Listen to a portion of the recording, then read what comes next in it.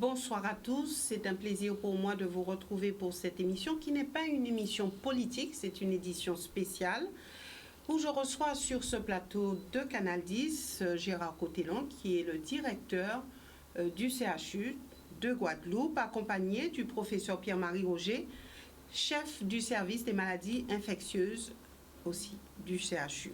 Messieurs, bonsoir et merci d'avoir répondu à mon invitation. Maintenant, nous débutons cette émission avec la première question. Quel est le point, est-ce que vous pouvez nous faire un point sur la situation épidémiologique du CHU?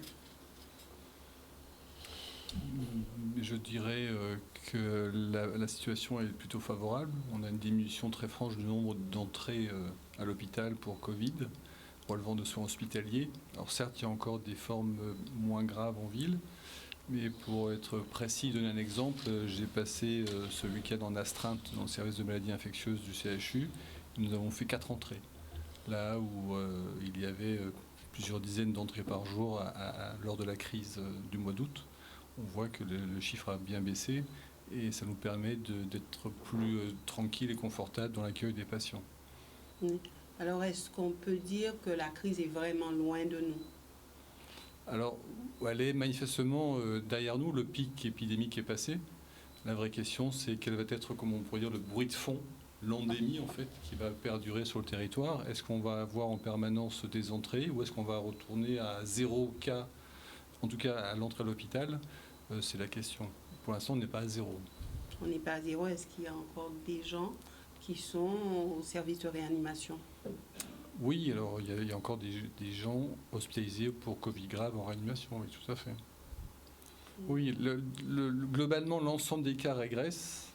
Comme les cas les plus graves sont heureusement les plus rares, le service de réanimation a pu effectivement, là aussi, retrouver un petit peu de facilité de fonctionnement avec moins de cas.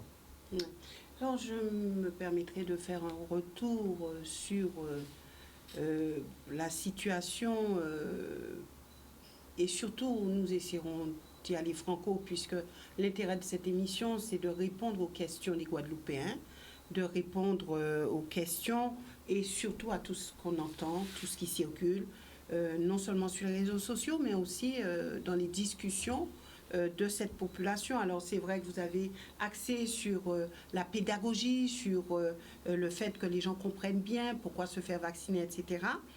Mais il y a eu des propos très graves qui ont été tenus concernant, de la part de soignants d'ailleurs, et concernant cette crise du mois d'août où il a été dit que vous avez laissé, et j'y vais franco parce que ce sont les termes qui ont été utilisés, vous avez laissé mourir des gens au service Covid du CHU. Alors déjà, est-ce que vous pouvez nous dire ce qui s'est réellement passé et pourquoi est-ce que ça circule que vous avez laissé mourir des gens? Vous pouvez vous compléter. Oui, écoutez, je vais répondre avant. Je vais peut-être compléter ce que vous a dit le professeur Roger par rapport à la situation épidémique. Alors, il faut savoir qu'entre le 1er juillet et le 1er septembre, on a reçu aux urgences pour Covid un peu moins de 2000 personnes, 1910 exactement. Des gens qui sont venus pour Covid. Et sur ces 1910, on a hospitalisé 1272 entre le 1er juillet et le 1er septembre. Et moi, j'avais un élément, un critère que je regardais pour mesurer un peu l'état de la crise, c'était le nombre de passages par jour aux urgences Covid. Il faut savoir que nous sommes montés jusqu'à 80 passages par jour aux urgences Covid. Et puis, ces 15 derniers jours, nous sommes à moins de 10 passages par jour. Au plus fort de la crise, quand j'arrivais le matin au bureau, j'avais entre 20 et 30 patients qui étaient en attente d'hospitalisation. Là, en ce moment, on a un patient, 2 en attente d'hospitalisation, pas plus que ça. Donc, c'est pour vous dire, confirmer ce que vous a dit le professeur Roger, à savoir que le pic épidémique est passé, que nous sommes à un niveau de cette épidémie qui est très faible par rapport à ce qu'on a connu. Le taux d'incidence est actuellement aux alentours de 120 pour 100 000 habitants, là où nous sommes montés à 2300 de taux d'incidence pour toujours 100 000 habitants au plus fort de l'épidémie. Donc vous disiez, oui, il y a eu des accusations qu'on laissait mourir déjà. Alors c'est une accusation grave, elle est grave, elle est injurieuse pour les professionnels hospitaliers que nous sommes, parce que nous, notre mission première, c'est de sauver les gens, c'est de les soigner, de les sauver, pas de les tuer. Et donc, et moi, je peux affirmer haut et fort que tout a été fait pour sauver le maximum de gens. Alors, pour compléter ce que je viens de dire, vous avez laissé mourir des gens en ne mettant pas à la disposition des soignants les médicaments qui pourraient justement soigner et permettre aux gens d'être encore en vie. Alors ça, je laisserai le professeur Roger répondre, mais je voulais juste poursuivre sur cette accusation qui est, somme toute, comme je vous dis, assez grave, hein, parce que ça vient heurter l'éthique même du métier, ce pourquoi nous sommes à l'hôpital. Encore une fois, nous savons ce que nous faisons à l'hôpital. On sait que les personnes qui nous font confiance sont des personnes qui sont en position de fragilité, qui sont en position de vulnérabilité, et donc tout est fait pour les soigner, pas pour les tuer. Et donc parce que l'accusation de tuer, je veux dire, c'est une accusation grave. Si les personnes ont des éléments, eh bien moi j'invite ces personnes à saisir le tribunal, à faire un article 40, si ce sont des fonctionnaires, et dire ce qu'ils savent. Il faut tirer ça au clair, parce que il en va j'ai envie de dire, de la confiance que la population peut avoir dans l'outil de soin et des professionnels qui exercent. Si on laisse courir le bruit que ce CHU tue des gens ou ont tué des gens, je veux dire, vous imaginez, c'est notre mission, c'est l'outil de soin, c'est la confiance que la population peut avoir dans cet outil qui n'est plus de mise. Donc l'accusation est très grave. Moi, je considère qu'elle est gratuite. Elle est gratuite dans la mesure où tout ça n'est étayé par rien. Ou alors si les gens ont des preuves, parce que moi, je ne veux pas être complice de meurtre, moi. Moi, si des professionnels, moi je suis le directeur général, si des professionnels du CHU ont tué les malades et que les gens ont les éléments, il faut qu'ils me le donnent. Moi, je serai à leur côté pour porter plainte. Oui, je dirais simplement que la logique serait de dire, mais au fait, pourquoi on aurait fait ça? On aurait délibérément laissé mourir des gens, mais pourquoi? C'est ni notre mission, ni notre envie, on n'a pas été formé pour ça. Enfin, c'est l'idée de personne dans le système de santé.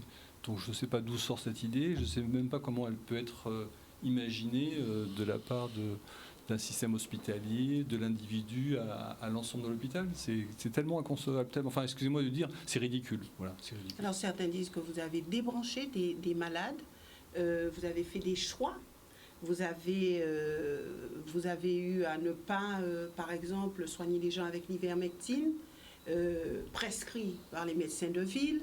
Donc ça circule et ça enfle de plus en plus au sein de notre population. Est-ce que vous pouvez nous éclairer dessus? Est-ce qu'il y a eu des choix de fait? Si je peux me permettre, il n'y a pas 46 traitements pour le Covid déclaré. Hein, les formes graves, notamment respiratoires, qui arrivent en hospitalisation, que ce soit en service de médecine ou en service de réanimation. On sait que c'est la phase inflammatoire pulmonaire et on sait que globalement on peut prescrire de la corticothérapie et puis quelque chose de plus anti-inflammatoire qui s'appelle le tocilizumab. Alors c'est un nom un peu barbare, mais globalement ça va cibler une molécule inflammatoire de notre système immunitaire pour la réguler à la baisse. Et puis il y a les anticorps monoclonaux qu'on a administrés notamment aux formes pas trop graves comme c'est indiqué dans l'autorisation d'utilisation. Donc il n'y a pas 46 armes. Alors vous avez cité l'ivermectine, mais l'ivermectine qui effectivement dans la boîte à essai a un effet antiviral et aussi anti-inflammatoire. Le bénéfice clinique n'a jamais été démontré et si on l'a utilisé sur le territoire Ici, comme en Martinique, c'est essentiellement pour prévenir une complication de la corticothérapie qui est une exacerbation de parasitose intestinale. Donc, 3 médicaments qu'on a très largement utilisés. Je peux même dire qu'on l'a utilisé, en tout cas quand je pense aux gamma-globulines neutralisantes contre le Covid, on l'a utilisé beaucoup plus qu'ailleurs et sans aucune restriction, bien entendu. On avait une équipe dédiée pour ça et on a fait plus de 200 patients sur le seul mois d'août. Monsieur Cotalon vous l'a dit, 1000 et quelques patients sont arrivés à l'hôpital, et bien 200 ont reçu ces anticorps. Donc on n'a pas lésiné sur les thérapeutiques actives connues disponibles, mais il n'y en a pas 40. Et donc les 3 que je vous ai cités ont été largement disponibles pour tous les patients. Alors pourquoi ce décalage, notamment dans le discours entre le personnel soignant du CHU et par exemple les médecins de ville, les professionnels de santé de ville, puisque encore ce week-end, j'ai eu des gens qui m'ont dit oui, moi on m'a prescrit l'ivermectine, ça a fonctionné, je n'ai pas développé de cas graves, je me sens bien, je suis bien. Alors que répondre à cela ? Mais écoutez, c'est ce que je viens de vous dire, c'est-à-dire que l'ivermectine a une place dans notre thérapeutique à l'hôpital de la Guadeloupe comme en Martinique pour éviter un effet secondaire de la corticothérapie nécessaire du fait de l'atteinte respiratoire du Covid. Mais l'ivermectine seule, dans les études qui ont été publiées, n'a pas d'effet bénéfique cliniquement. Encore une fois, si dans la boîte de culture au laboratoire de virologie, on peut montrer une inhibition de la réplication virale avec ce type de produit, on n'arrive pas à démontrer chez l'individu un bénéfice clinique. Donc on ne va pas prescrire un médicament alors qu'il n'y a pas de bénéfice clinique démontré contre le virus. Alors ça s'est beaucoup fait ici comme ailleurs, en thérapeutique, on va dire ambulatoire, mais la justification, excusez-moi de le dire comme ça, scientifique n'existe pas. Alors j'irai plus loin. Et vous le savez, les gens disent oui, mais nous on préfère l'ivermectine, on veut de notre ivermectine, pourquoi ne pas leur en avoir donné ? Alors, si à chaque fois qu'un patient réclame quelque chose, il l'a, on peut faire plein de choses. Et surtout n'importe quoi. Je crois que on peut plus demander, enfin, à mon sens, on peut pas demander à tout un chacun qu'est-ce qu'il souhaiterait pour être traité. Enfin, c'est un métier qui s'apprend, la médecine. Est-ce que vous dites à votre plombier comment il doit brancher les tuyaux ? Est-ce que vous dites à votre électricien comment il doit brancher les fils ? Non. Pourquoi vous allez dire à votre médecin comment il doit vous traiter ? C'est lui qui vous explique comment on vous traite. Comment expliquez-vous le fait alors qu'aujourd'hui, il y ait cette crise de confiance vis-à-vis des soignants ? Alors, je ne sais pas s'il y a une crise de confiance vis-à-vis des soignants. Encore une fois, on connaît bien ça, la personne mécontente répète 50 fois qu'elle est mécontente. Celle qui est contente répète 2-3 fois. Donc forcément, le bruit de fond, c'est assez rapidement une forme de mécontentement. Mais dans mon quotidien, en service de maladies infectieuses ou de services qui se sont occupés de patients atteints de Covid, je n'ai pas vu tant de mécontentement que ça, très sincèrement. Alors, il y a eu des soignants qui sont venus ici en Guadeloupe. Il y en a eu qui ont témoigné, qui ont dit on n'a pas vu pire hôpital en France. Alors, est-ce que ces personnes n'étaient pas au fait de la situation du CHU, actuelle du CHU, par rapport à l'incendie, etc. Ou est-ce que ça a été du catastrophisme à tout va, ou est-ce que c'était du réalisme de la part de ces personnes qui sont venues pour aider au CHU de Guadeloupe? Alors, plusieurs éléments. Premièrement, nous avons eu une situation totalement exceptionnelle où même les gens qui étaient dans l'est de la France pendant la première vague ont été surpris de l'ampleur de la vague chez nous. Je vous dis encore une fois, je parle sous le contrôle du professeur Roger, 2300 de taux d'incidence en population générale. Je pense qu'aucune région de France n'est arrivée à ce niveau-là. Et quand on dit population générale, quand vous regardez la population des 20-39 ans, on est monté à plus de 3000. Donc nous étions dans une situation totalement catastrophique du fait de l'ampleur de la vague. Donc ces personnes qui sont venues ont été totalement déboussolés par ce qu'ils ont trouvé.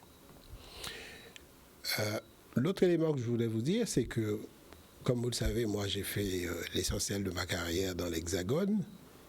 Il est vrai que des hôpitaux dans un état de, j'ai envie de dire, pas de délabrement, mais je veux dire de maintenance très faible, très aléatoire comme le nôtre, moi je n'en ai pas connu. Donc c'est vrai, ils arrivent, ils trouvent qu'on a des locaux pas très aux normes, pas très clean, oui, mais c'est pour ça qu'on construit un nouveau CHU. Il y a un nouveau CHU qui est en construction, c'est pour ça. C'est parce que l'actuel CHU n'est pas en très bon état pour diverses raisons. Après, j'ai envie de dire, il y a aussi un phénomène un peu psychologique qui a joué et que je comprends. Moi, j'ai des personnes, je n'ai pas voulu répondre aux personnes qui se sont exprimées sur les médias, mais j'ai des agents qui sont venus et qui ont décompensé. C'est-à-dire qu'ils nous ont demandé à ne plus s'occuper de patients Covid parce que la situation était tellement grave. Ce sont des situations qu'ils n'avaient jamais connues. Je prends notamment quelques professionnels du centre de la France. On a beaucoup glosé autour des propos tenus par le professeur Bernard pour ne pas le citer. Mais au CHU de Tours, dans la région autour du CHU, je veux dire, c'était le calme plat pendant les 4 vagues. Donc, effectivement, il y a des agents qui ont été surpris. Mais même nos propres agents ont été surpris. Je veux dire, quand on a transformé le service d'orthopédie en service Covid, avec le personnel d'orthopédie, je n'ai pas vérifié, mais en orthopédie, il n'y a pas beaucoup de décès en orthopédie. Ils sont peut-être à 10, entre 10 et allez, fourchette large, entre 10 et 40 décès peut-être par an dans le service. Là, pendant le plus fort de la crise, on était à 6-8 morts par jour. Ben oui, parce qu'on avait des gens qui arrivaient dans un état très très grave, et qui mouraient. Oui, on a eu des décès, on a eu ces 300 décès au niveau du CHU. Et donc tout ça fait que des gens qui s'attendaient probablement à autre chose, ils ont été sélectionnés sans qu'on leur dise que le CHU, voilà l'état physique, j'ai envie de dire, architectural du CHU, puis ils arrivent face à une situation extrêmement grave où nous sommes en train de comme on dit, de parer au plus pressé, quoi, pour pouvoir sauver le maximum de personnes, ouvrir le maximum de lits. Oui, ces personnes ont été, choquées par la situation. Comme de là à dire à l'extérieur, oui, mais on a laissé mourir des gens. Enfin, moi, je n'ai pas entendu ça de la part de ceux venus en renfort. Ils ont dit que la situation était grave. Le professeur Bernard a parlé de maltraitance sanitaire. Oui, ce sont des propos très très forts. Ceci étant, je peux vous dire que la situation était tellement, comment dirais-je, grave. Je n'ai pas d'autre terme, tellement grave que, quel que soit le CHU, il aurait été débordé. Quand je parle d'un pic de 80 passages par jour au CHU de Guadeloupe, toute proportion gardée, ça équivaut à peu près à 800 passages, par exemple, si on était au CHU de Bordeaux. Le CHU de Bordeaux a eu 800 passages par jour aux urgences Covid, aurait été débordé de la même façon. Je veux dire, le problème, c'est pas le CHU. Le problème, c'est le nombre de patients qui arrivaient en même temps avec des formes graves au niveau du CHU. Et donc, je comprends que les gens étaient choqués comme ça, par ça. Les professionnels qui arrivaient de l'extérieur, comme les nôtres d'ailleurs. Comme les nôtres. Si je peux me permettre, je vous confirme, parce que c'est un collègue à moi que je connais bien, Louis Bernard au CHU de Tours, il m'a dit très clairement lorsqu'il était avec nous à donner un coup de main qu'il n'avait jamais connu ça. Et donc il est difficile de garder son sang-froid quand on se trouve une situation totalement inédite. Il n'est pas arrivé avec une expérience de 3 vagues monstrueuses sur son établissement. Il est arrivé avec peu d'expérience d'une catastrophe sanitaire, parce que là, pour le coup, c'est vraiment une catastrophe sanitaire. C'est plus une crise, hein, c'est une catastrophe sanitaire. Et ça a été aussi une catastrophe parce que justement, il y a ce sentiment un peu de méfiance dans la population, en tout cas d'une certaine couche de la population, ce qui fait que les gens arrivent tard à l'hôpital. Ils arrivent tard chez le médecin, ils arrivent tard à l'hôpital, donc ils arrivent graves et on perd des chances parce que le traitement est introduit trop tard. On est en train de faire le bilan de ce qui s'est passé, en tout cas dans le service dont je m'occupe, et très clairement, on commence à avoir des données précises sur une relation entre la précocité de l'arrivée dans notre service et puis l'évolution favorable ou non. Parce qu'on peut introduire le ou les traitements nécessaires dans le bon timing. Quand vous arrivez avec 2 poumons atteints, il y a parfois plus grand-chose à faire. Et M. Cotellon l'a évoqué, il y a des gens qui sont arrivés aux urgences pour mourir. Parce qu'il n'y avait plus rien à faire. Pour mourir. Oui, c'est-à-dire qu'en fait, ça arrive tellement tard, ils sont amenés par la famille, amenés par une ambulance tellement tard qu'on n'a plus rien à faire, qu'aucune oxygénation ne permet d'améliorer la situation et ils meurent sur place, tout de suite. Donc j'ai imaginé comme les familles peuvent être choquées de ça. Pour vous, c'est ce qui fait que les gens disent que vous avez laissé mourir ou que vous avez fait le choix de laisser mourir. Non, c'est pas un choix. Les gens arrivent, ils sont pré-mortem, ils gaspent, comme on dit. C'est un vocabulaire un peu médical, je suis désolé, mais la respiration est comme un hockey et elle est complètement inefficace et il n'y a plus rien à faire. Ni réanimation, ni traitement, ni oxygénation. C'est la fin de vie. Et ça se compte par dizaines de patients qui sont arrivés comme ça. Pourquoi ils sont arrivés trop tard? Parce qu'ils ont peut-être une méfiance vis-à-vis de l'hôpital, peut-être une méfiance vis-à-vis du système de santé, mais ça, excusez-moi du terme, c'est vraiment la faute aux réseaux sociaux, au bruit qui court, parce que rien ne justifie d'arriver aux dernières limites à l'hôpital. Pourquoi pas venir quelques jours avant où on a encore le temps de faire quelque chose? Non, c'est vraiment terrible, hein. Bien entendu que la mortalité associée à cette maladie et cette 4e vague est aussi due à la méfiance d'une certaine partie de la population à venir à l'hôpital. S'ils veulent pas, ils ont peur de venir, ils viennent tard, parce qu'à un moment, l'organisme n'en peut plus, et puis nous, on est dépassés par les événements. Alors pourquoi est-ce que les réseaux sociaux sont mieux entendus ou plus entendus que vous? Alors, j'ai pas d'explication, je suis pas sociologue, mais ma première réponse qui me viendrait très spontanément, c'est que nous, on passe pas notre temps sur les réseaux sociaux, on travaille. Hein. D'organiser une campagne, entre guillemets, en faveur de dénigrement vis-à-vis de quelque chose, quelle que soit la chose, c'est prendre du temps. Nous, on n'a pas le temps. On n'a pas le temps.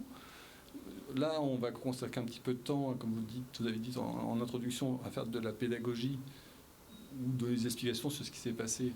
Mais j'ai pas le temps à consacrer aux réseaux sociaux. J'y vais jamais et j'ai autre chose à faire, vraiment. Quand je vous parle d'évaluation des événements passés, c'est du temps consacré à mesurer la qualité de l'action médicale. Et ça, c'est extrêmement chronophage aussi, en plus du soin aux patients. Alors aujourd'hui, on parle d'arrivée déjà de la 5e vague, alors que nous sommes encore dans la 4e vague. Alors, est-ce qu'on peut dire qu'on doit s'y attendre? Est-ce que pour vous, ça allait un peu vite en besogne? Que peut-on dire à cette population? Je voulais revenir sur ce que vous disiez à l'instant par rapport aux réseaux sociaux. En tout cas, pour moi, c'est un élément d'incompréhension. Pourquoi les réseaux sociaux ont autant d'influence sur ce territoire, notamment sur ce sujet qui concerne la santé des populations. Et c'est la raison pour laquelle j'ai mandaté une sociologue que vous connaissez, Stéphanie Mulot. Je lui ai demandé de faire une étude pour qu'on comprenne ce qui s'est passé, ce qui se joue. Qu'est-ce qui fait que sur ce territoire, la parole, voilà, je ne voudrais citer personne, mais de gens qui ne sont spécialistes, qui ne sont pas de médecins, qui ne sont pas spécialistes de la maladie virale, qui ne sont pas spécialistes de la maladie infectieuse, que la parole soit mise sur le même pied d'égalité que la parole du professeur Roger, qui est un infectiologue reconnu, qui a consacré toute sa vie professionnelle à ça. Pour moi, c'est un élément d'incompréhension. Et qu'est-ce qui fait que moi, j'avais plutôt le sentiment que la population guadeloupéenne avait une relation de confiance avec son médecin traitant, avec l'hôpital. Qu'est-ce qui fait que sur cette pathologie-là, mais que les choses ont dérapé? J'ose employer le terme de déraper. Parce que maintenant que la crise commence à s'estomper, ben, les patients sont de nouveau à l'hôpital, ils reviennent se faire soigner. Donc la relation de confiance existe. Je veux dire, ceux qui ont des maladies infectieuses, ben, ils reviennent voir le professeur Roger. Ceux qui ont des pathologies urologiques viennent voir le professeur Blanchet. Enfin bon, voilà, l'hôpital refonctionne normalement avec des gens qui viennent se faire soigner à l'hôpital. Alors est-ce qu'on peut... Alors oui, il y a les réseaux sociaux, il y a les gens qui réagissent, mais est-ce qu'il n'y a pas aussi peut-être à vous mettre ensemble, vous, professionnels hospitaliers, et aussi les professionnels de ville, les médecins de ville, parce que quand on voit des ordonnances qui circulent sur les réseaux sociaux, des ordonnances de médecins de ville, que dire à cela sur les médicaments que vous connaissez et que vous dites, oui, ces médicaments, il n'y a rien qui prouve que ça puisse faire de l'effet, et pourtant, médicaments prescrits par les médecins de ville. Alors, est-ce que là aussi, entre professionnels, il ne faudrait pas que vous puissiez vous mettre en phase pour que la population puisse avoir confiance dans ses soignants? Oui, alors je vais faire un petit peu un comeback. Quand est arrivée la première vague, que ce soit en métropole ou chez nous, elle était presque concomitante, il y a eu la polémique qui est née sur l'hydroxychloroquine et l'azithromycine. Quand on savait pas et qu'on avait des patients graves devant nous, compte tenu qu'il s'agissait de médicaments anciens, largement connus, dont on connaissait la très très très faible toxicité, je me suis autorisé, il y avait le gouvernement qui avait donné son accord, notre ministère de la Santé a donné son accord pour utiliser l'hydroxychloroquine. Et puis, ça, c'était au début de la pandémie. Début de la première vague, oui. Ouais. Et puis, fort heureusement, les études se sont mises en place et on peut dire actuellement qu'il n'y a pas de place de ce produit dans la lutte contre le Covid. Nulle part. Ni en prévention, ni pour les formes pas graves, ni pour les formes graves. Il y a 50 travaux qui vont dans le même sens. La polémique a continué. Et j'ai vu dans ces quatrièmes vagues en Guadeloupe encore ce médicament prescrit. Ça, c'est plus affaire de... Et on va dire très prescrit. C'est plus affaire d'affaires de science, c'est d'affaires de sociologie, d'anthropologie, et ça échappe aux médecins. C'est vraiment un problème de société. Le temps en passant, les études s'améliorant quantitativement et qualitativement pour une nouvelle maladie, on sait mieux ce qu'il faut faire et éviter de faire. L'ivermectine a fait partie des molécules très anciennement connues, évaluées dans cette nouvelle maladie, avec des indices, encore une fois, je le répète, dans la boîte de pétri, dans la culture au laboratoire, des indices qui suggéraient une efficacité. Elle a fait réellement rapidement l'objet d'études cliniques, et les études cliniques n'ont pas montré de bénéfice. Donc, mais à chaque fois oui. On en parle, parce que il est naturel d'évoquer une nouvelle piste, un nouvel espoir. Et donc on en parle dans les médias. Vous en avez parlé sans doute avant ce soir. Et qu'est-ce qui reste ? Il reste l'espoir, et donc les gens continuent à le chercher ou à le prescrire.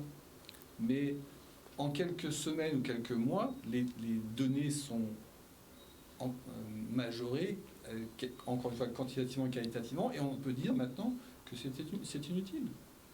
Lorsque vous l'avez utilisé au début de la pandémie, il n'y a pas eu d'effet, je vais dire, positif sur les malades touchés par ce virus. De l'ivermectine ? Oui. Non. Par contre, non. Ce que je peux vous dire, entre la première vague où on utilisait l'hydroxychloroquine, l'azithromycine, et la deuxième vague où on a utilisé ce qui était beaucoup plus recommandé, la corticothérapie, qu'on utilise toujours, on a divisé par 3 les gens qui étaient en médecine, qui partaient en réanimation pour une aggravation de maladie. Donc, hydroxychloroquine, azithromycine versus corticothérapie, c'est divisé par 3 le nombre de patients qui passent d'un service de médecine pour un Covid à un service de réanimation, c'est-à-dire il y a moins de phases d'aggravation. Divisé par 3. Alors, les premières et deuxièmes vagues en Guadeloupe étaient, en tout cas, comparativement à d'autres endroits de la métropole, vraiment des vaguelettes, si je puis dire. Ça nous a d'ailleurs faussement, enfin moi ça m'a faussement rassuré, j'ai l'impression qu'on était très bon. Non, la vraie vague en Guadeloupe, c'est 4e. Et l'explication... Et vous étiez aussi très bon. Et l'explication de cette monstrueuse vague, c'est le variant Delta, qui est bien connu maintenant pour être notoirement plus contagieux. On avait très peu de cas intrafamiliaux, la première, deuxième et même troisième vague, mais c'est 4e vague, on avait des familles entières malades. Et plusieurs décès dans les mêmes familles, ça a été une vraie catastrophe. Ce n'est pas une crise sanitaire, c'est une catastrophe. Personnellement, je le dis d'autant plus facilement que je n'avais pas envisagé ça du tout. Je n'avais pas imaginé que le variant Delta prenne toute la place en Guadeloupe et qu'il y ait une telle différence avec les autres variants d'avant. Est-ce que vous dites quand même avoir été bon ou très bon? Ben, on est toujours très bon. Non, je plaisante. Sérieusement, on a fait le travail. Mes collègues, pour répéter ce qu'ils m'ont dit, ont été surpris, même impressionnés par la hauteur de la vague, et aussi impressionnés par le nombre de cas graves. Tous ceux qui sont venus, alors que ce soit de Touraine, de la région Grand Est ou la région du Nord, ils ont tous dit qu'ils étaient impressionnés par le nombre de cas graves. Il y a avec nous un urgentiste parisien qui disait « mais dans les vagues parisiennes, on faisait repartir la moitié des patients à la maison ». Là, pas possible. C'était pas possible. On avait beaucoup de formes graves. Et de formes graves de 30-40 ans. On en vient à ce moment-là à dire quoi? Excusez-moi, monsieur le directeur, si je prends trop de temps. Mais on en vient à dire quoi? Que la personne de 80 ans, dont on sait que l'entrée en réanimation, c'est 100% de décès, forcément besoin de la mettre en réanimation. C'est du temps de souffrance pour la personne et pour la famille. Et donc, effectivement, on en vient à... Donc, à 80 ans, on n'a aucune chance de s'en sortir? Non. Si on est au stade de devoir entrer en réanimation pour un Covid, c'est-à-dire les 2 poumons, entre guillemets, complètement atteints, non.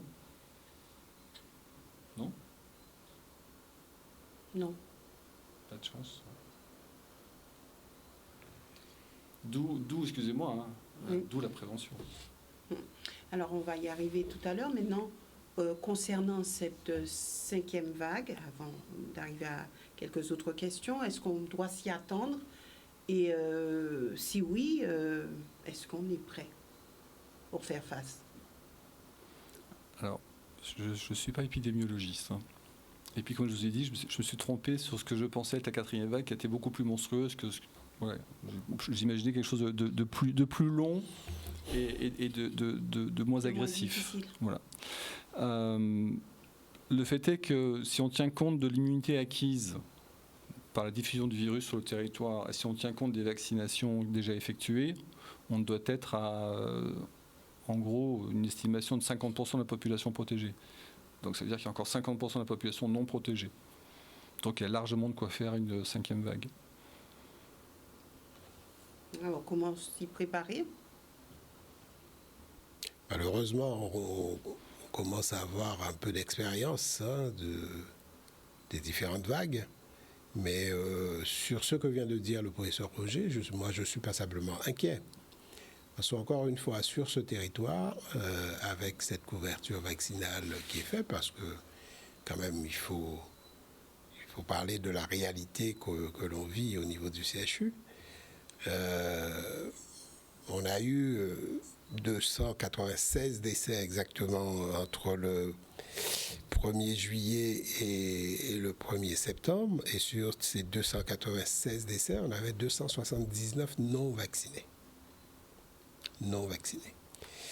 Et le professeur Roger vous disait qu'on a perdu des jeunes gens, on a perdu des très jeunes. On a perdu une jeune femme de 22 ans, qui est une cousine à moi. 22 ans. Qui avaient des comorbidités. Qui avaient comme comorbidité d'être en surpoids. Mais quand vous êtes en surpoids, vous ne mourrez pas à 22 ans. Sauf que surpoids et Covid, ça ne va pas ensemble. Et quand je vous dis que je suis inquiet, c'est que le professeur Roger vous dit couverture vaccinale plus les gens qui ont rencontré le virus et qui ont développé des anticorps et qui sont protégés, disons 50%, il y a 50% de non protégés. Et sur ce territoire particulièrement, on a des pathologies qui ne vont pas avec le Covid. Je ne suis pas médecin, mais voilà, moi je regarde ce qui se passe au CHU. Les gens qui font des formes graves, ce sont des gens qui sont en surpoids, ce sont les insuffisants rénaux, ce sont les diabétiques, ce sont, les insuffisants respiratoires, les personnes porteuses d'hypertension artérielle. Donc, ce sont des pathologies qui sont très courantes ici, très courantes. Alors, ce sont des pathologies qui, en plus, ne font pas forcément... Vous n'avez pas de douleur quand vous avez de l'hypertension, sauf quand vous faites un accident. Vous ne souffrez pas quand vous avez du diabète, sauf quand vous êtes dans le stade terminal. Les Anglais appellent ça les silent killers, les tueurs silencieux. Or, nous avons beaucoup de ces pathologies ici. L'ARS dit qu'on a entre 130 et 150 000 personnes porteuses de pathologies chroniques, essentiellement ces pathologies que je viens de citer. Et ce que j'ai pu observer et en discutant avec les médecins du CHU, c'est que ce sont des pathologies qui ne vont pas avec le Covid. Donc, s'il y a une 5e vague, il y a des chances qu'on ait une vraie vague qui se passe mal avec ce variant Delta, de nouveau. Donc, c'est pour ça que maintenant que les choses se calment, que sur ce territoire, on n'a jamais manqué de doses de vaccin, contrairement à l'Hexagone. Il faut le rappeler, ça. Il faut le rappeler. On n'a jamais manqué de doses. On a même eu un moment un peu de tourisme médical, c'est-à-dire des gens qui quittaient l'Hexagone, qui venaient se faire vacciner ici. Donc, alors, comment convaincre ces 50% qui ne c'est par rapport à ce que je viens de vous dire. Et moi, je l'ai dit, je suis intervenu chez vos confrères de Guadeloupe la première le 19 avril, où j'ai dit, moi, je répète, pas bêtement, parce que j'ai compris, j'ai vu ce que me disent les médecins, ce qui se passe au CHU. Si vous êtes en surpoids, si vous avez du diabète, si vous êtes insuffisant rénal, courez vous faire vacciner pour vous protéger. Alors, ce qu'on entend souvent concernant la vaccination, me faire vacciner, mais je peux être contaminé si j'ai le vaccin et je peux aussi être contaminant. Donc, quel est l'intérêt pour moi de me faire vacciner ? À l'échelle individuelle, l'échec d'un vaccin ou d'un traitement existe. Il faut réfléchir en termes de santé publique et en termes de nombre. Combien de patients est en échec d'une vaccination sur 100 ou sur 1000 ou sur 100 000, peu importe le dénominateur. Ce qui est connu, on a tous entendu, ça a été répété 1000 fois, ça évite les formes graves. Mais ça évite aussi les formes pas graves, et puis ça évite les formes asymptomatiques, et puis ça évite la transmission. Bien sûr, ce n'est pas 100% de maladies évitées, mais tout bénéfice est bon à prendre. Comment on peut imaginer que c'est admis, ça évite les formes graves de réanimation. Il y a 0 forme grave en réanimation quand on est vacciné, mais ça éviterait pas les autres formes, mais bien sûr que si. Et puis l'immunité active, si l'épidémie régresse du fait d'une vaccination, que ce soit la rougeole, la rubéole et le Covid, c'est parce que la transmission du virus est diminuée. Elle n'est pas égale à 0, certes, alors justement, mais elle est diminuée. Donc à l'échelle individuelle, que tout à chacun se dise « je ne vais pas être trop protégé », oui, mais à l'échelle collective, oui, bien sûr. Peut-être que moi-même j'ai été vacciné et peut-être que ma réponse immune n'est pas géniale, parce que je commence à avoir un certain âge.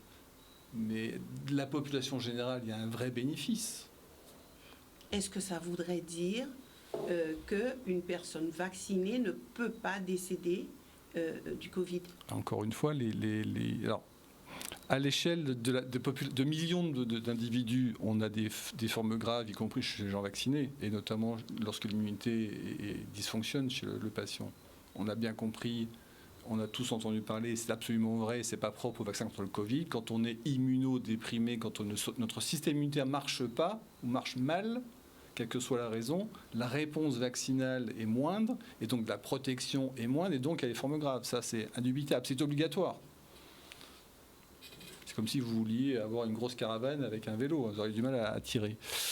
Non, il faut avoir des muscles pour faire un gros effort, il faut avoir un bon système immunitaire pour avoir une bonne réponse vaccinale.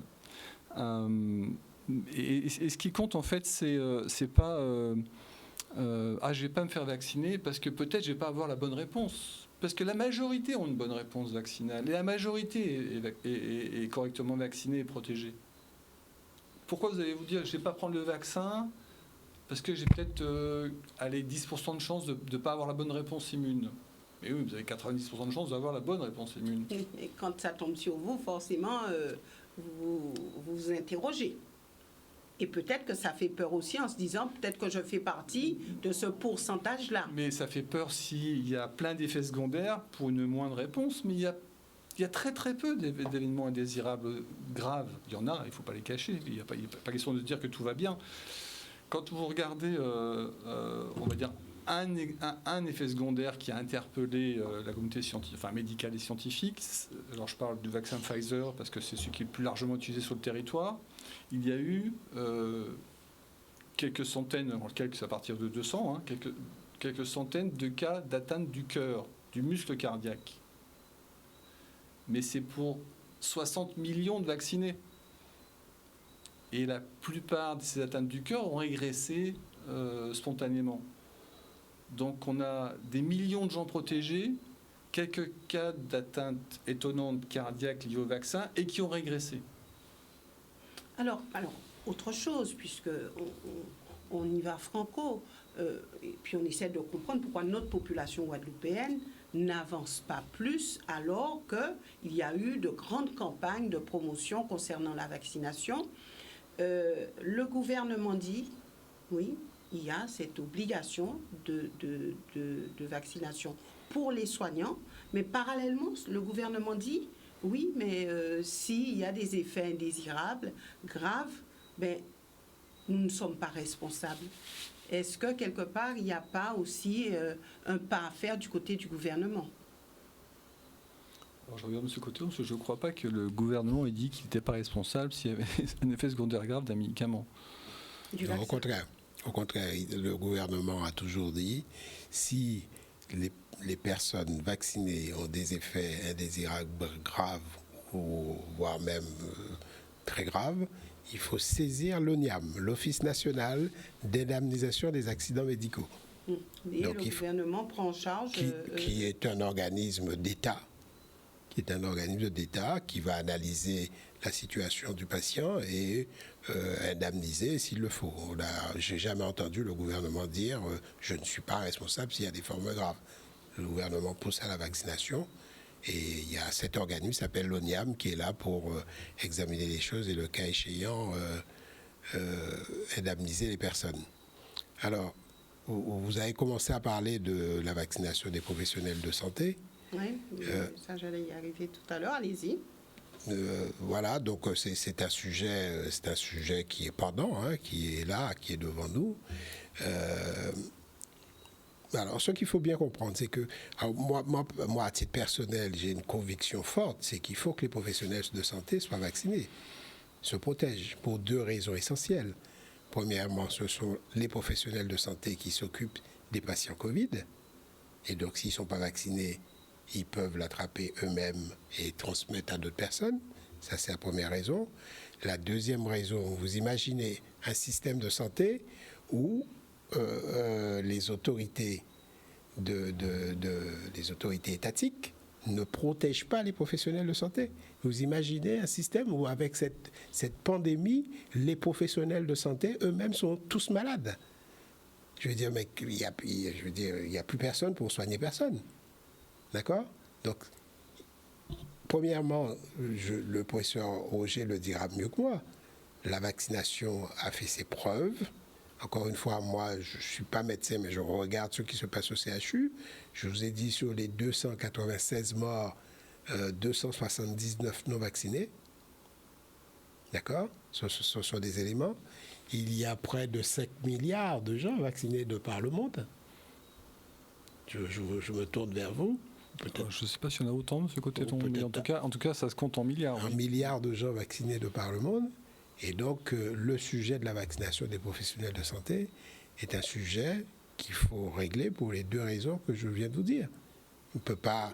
Moi, vous savez, pendant la crise Covid, là, au mois d'août, j'allais voir comment ça se passait dans les services. On a ouvert beaucoup de services Covid.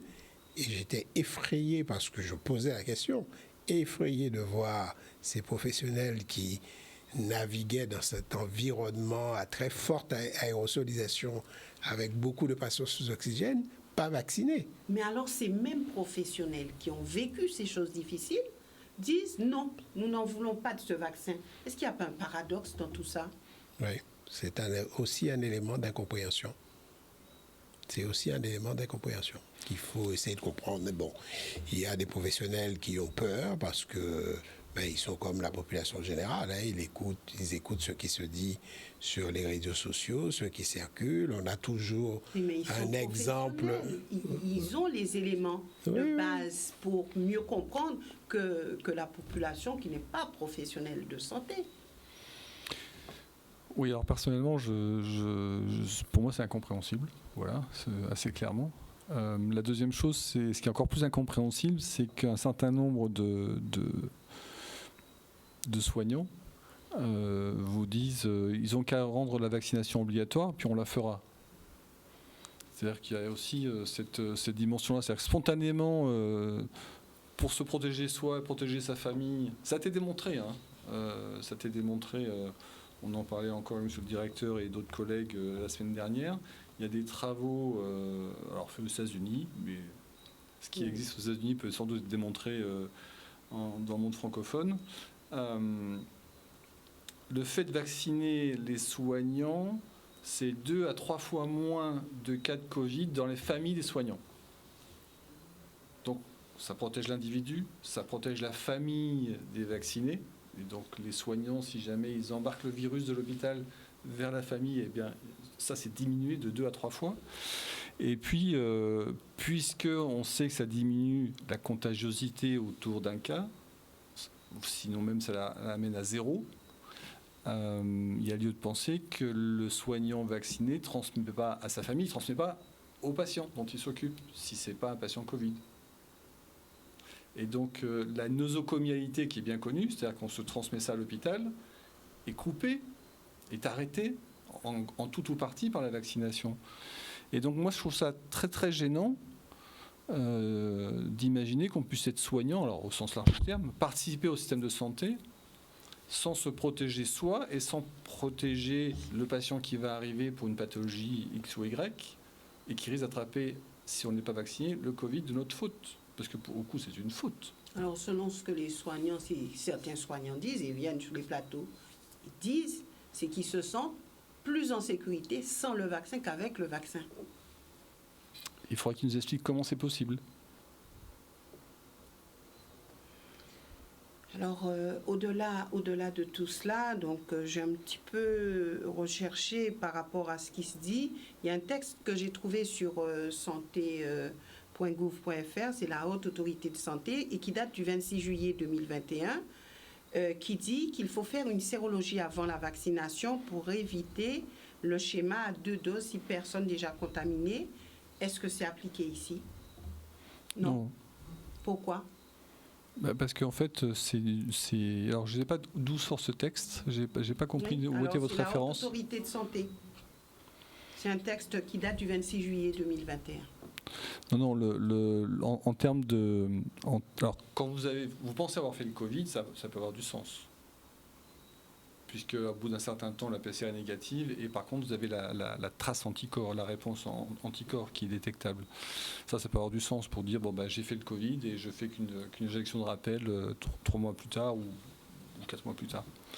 En population générale, pour tout à chacun, il n'y a pas lieu de faire des sérologies pour savoir si je vais faire un ou 2 vaccins. C'est du temps perdu, de l'argent dépensé pour rien, et surtout qu'il y a un certain nombre de sérologies qui ne répondent pas définitivement à la question est-ce que réellement je l'ai fait ou pas, parce que le taux d'anticorps est très limite, très bas. Et donc, moi, pour les gens qui viennent me voir avec des sérologies avant vaccination, je leur dis écoutez, tout ça est inutile. il est bien mieux de faire un schéma vaccinal complet, c'est-à-dire 2 injections si on parle du Pfizer, plutôt que de dire ou vous avez fait le Covid et c'est vrai, on le sait, et puis on fait qu'une seule injection, mais aller chercher de faire une sérologie pour savoir si j'en fais une ou si j'en fais 2. Pour vous, ça sert à rien. Je crois que c'est à l'échelle des populations, c'est du temps et de l'argent perdu. C'est pas pour faire des économies, hein, c'est pour le dépenser de manière utile, à bon escient.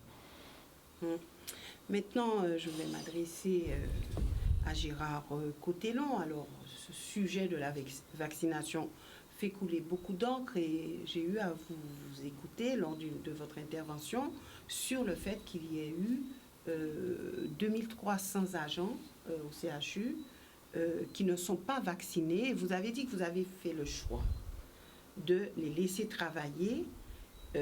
Alors, aujourd'hui, vous êtes hors la loi, vous l'avez vous-même dit. Est-ce que c'est un choix mûrement réfléchi? Est-ce que c'est pas vraiment un choix? Est-ce que ça s'est imposé à vous?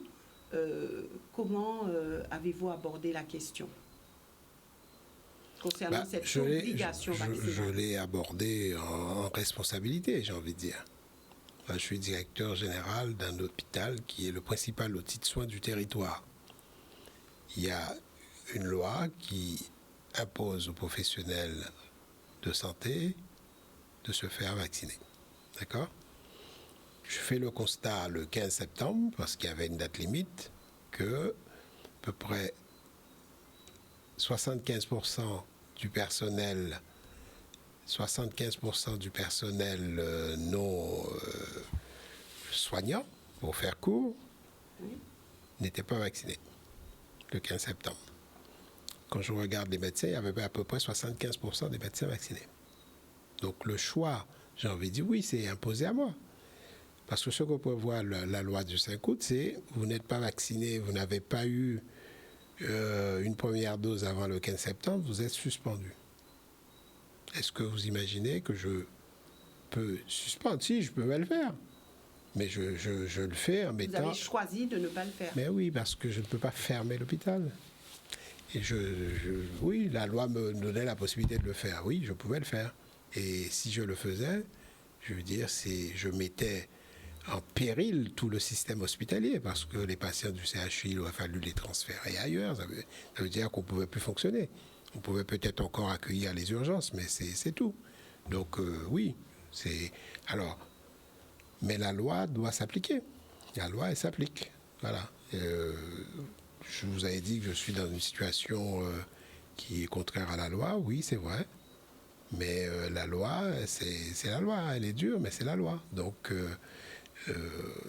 comme je l'ai annoncé au personnel du CHU, on va l'appliquer de façon progressive et toujours avec l'aide des médecins, l'aide du professeur Roger, l'aide de l'ensemble des chefs de service, continuer à faire preuve de pédagogie envers ce personnel, continuer à répondre à leurs interrogations, à leurs inquiétudes, à leurs peurs, pour que le personnel aille se faire vacciner. Pour être en conformité avec la loi, ça c'est la première réponse, mais au-delà de ça, le professeur Roger vient de vous dire que le vaccin protège l'agent lui-même, protège sa famille, puis protège ses patients. C'est vrai que là, nous sommes dans une situation qui est, comment dirais-je, un peu avec une équation impossible pour l'instant, parce que le choix c'était soit j'applique de façon, enfin c'est même pas strictement, j'applique la loi, et auquel cas je me retrouve dans une situation de ne pas pouvoir faire fonctionner la structure, ou soit je laisse continuer à travailler le personnel, mais en prenant un risque par rapport à cette loi qui s'applique, encore une fois depuis le 15 septembre, pour moi-même, pour les médecins. Je vais vous donner un exemple. Le professeur Roger vous parlait d'infection nosocomiale. Imaginez, je prends l'exemple d'un service d'orthopédie par exemple, une personne âgée qui se casse le col du fémur, qui vient pour se faire opérer, se faire prendre en charge, tous les patients qui arrivent au CHU, ils ont un test PCR à l'entrée. Cette personne est négative, on refait un test PCR 4 jours après, elle est négative. 6e jour ou 8e jour après, elle est positive.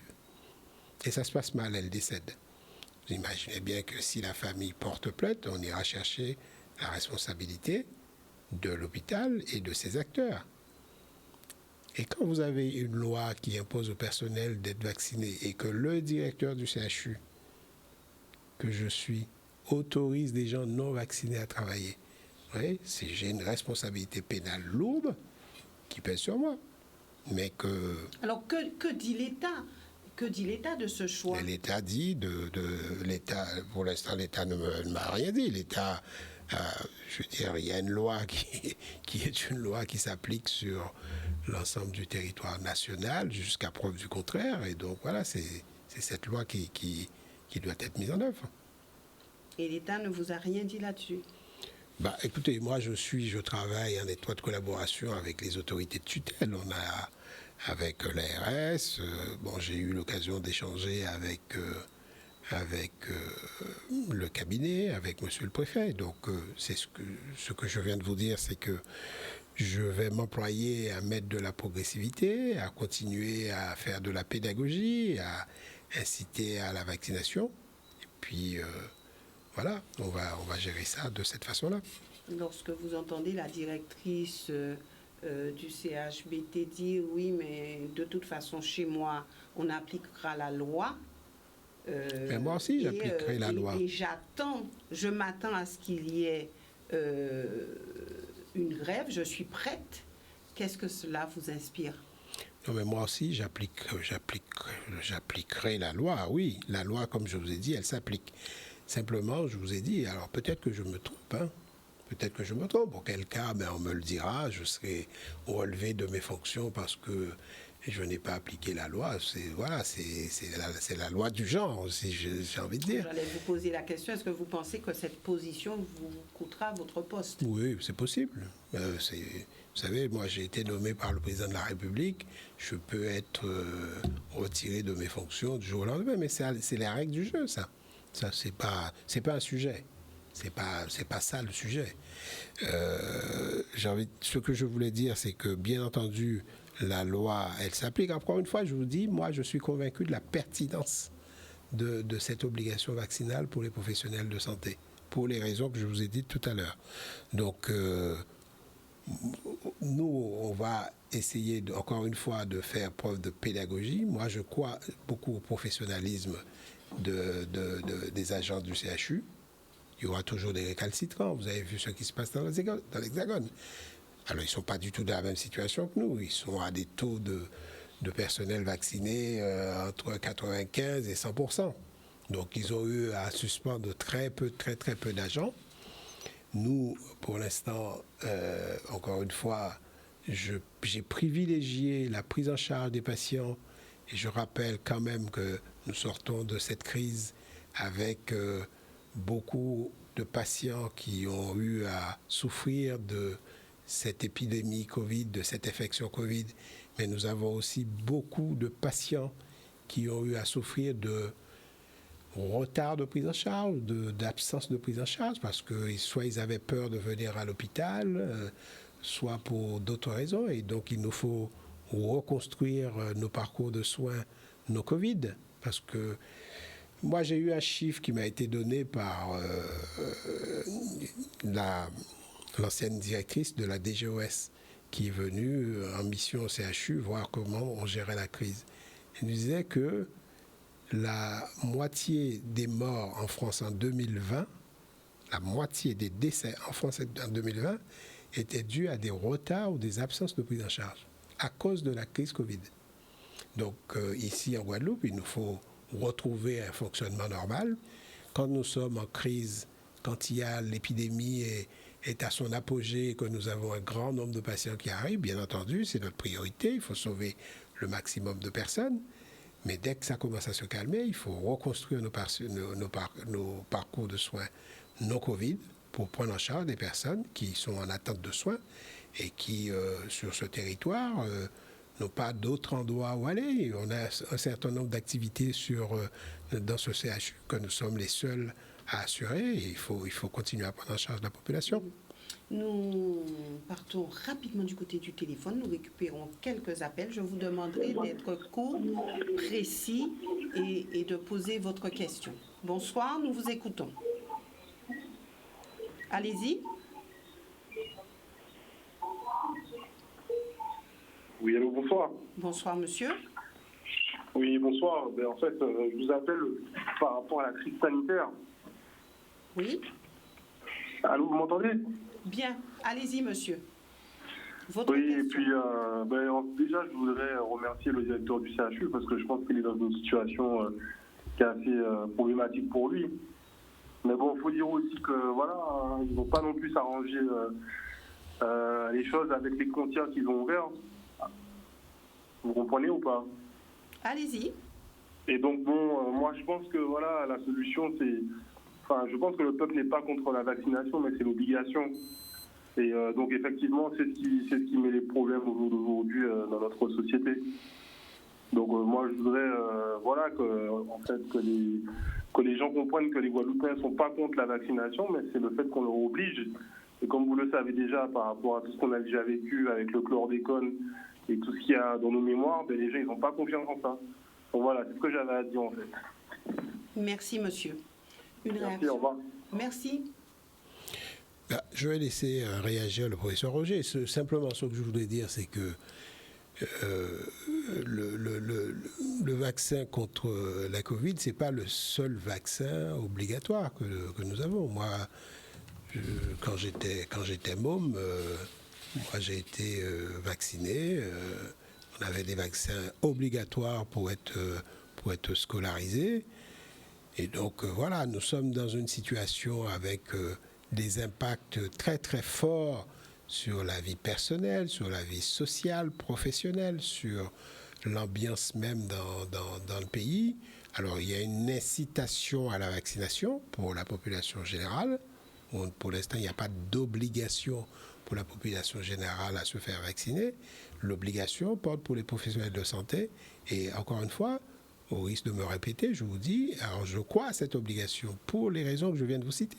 Imaginez un système de santé où tous les professionnels sont malades. Qui prend en charge des malades?